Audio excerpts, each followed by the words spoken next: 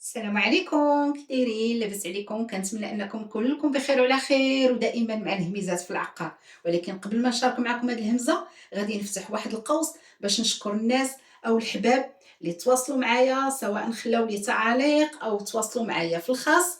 تواصلوا معايا باش يعزيوني في الوفاه ديال الام ديالي، الله يرحمها ويرحم موتانا وموتى المسلمين ويجعل قبورهم روض من رياض الجنه والنعيم. كنشكركم بزاف وكنشكركم من قلبي الخالص على التعازي الحاره ديالتكم وعلى الكلام الطيب ديالكم اللي صبرني، وكنتمنى ربي يجعلو ليكم في ميزان حسناتكم والهلا يوريكم اللي ضركم ولا اللي يحزنكم. نسدوا القوس ونشوفوا الهمزه ديال اليوم اللي هي هذا السكن. المساحه الاجماليه ديالو 440 متر كاري، والمساحه اللي مبني عليها المنزل هي 200 متر كاري، وما بقى جرده وطيراس. 440 متر كاري اللي داخل ليها الضوء داخل ليها الماء، ما كتبعدش على هواره بزاف، تقريبا 7 الكيلومترات فقط. كيف لاحظتوا معايا اليوم الاتجاه كان نواحي مدينه اكادير، يعني الاتجاه ديال العقار اليوم ادانا الجنوب، بعدنا شويه على النواحي ديال مدينه الدار البيضاء.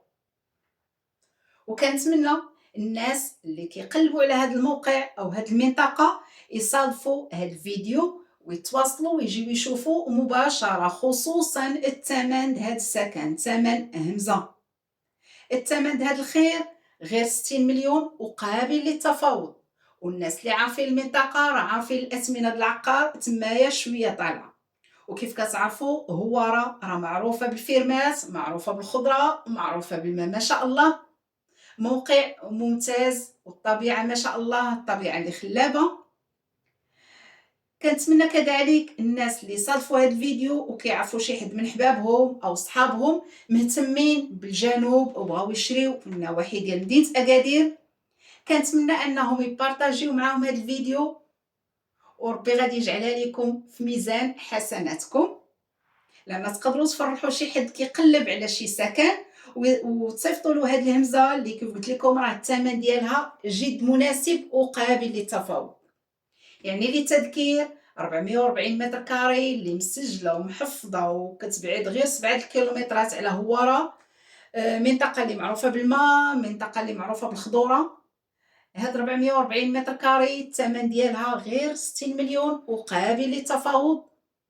مسجله محفظه دايره بالسور، فيها الغرس، داخل ليها الموضوع، والثمن قابل للتفاوض وما كتبعدش على هواره بزاف، تقريبا 7 الكيلومترات فقط.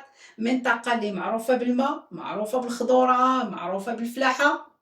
اللي مهتم يتواصل ويجي يشوف مباشره، والله ييسر الامور للجميع. ومره اخرى كنشكركم الناس اللي عزاوني، سواء خلاو لي تعليق او تواصلوا معايا في الخاص. كنشكركم من قلبي الخالص وكنتمنى ربي يجعلها لكم في ميزان حسناتكم، والهلا يوريكم اللي ضركم ولا اللي يحزنكم، والله ييسر الامور للجميع.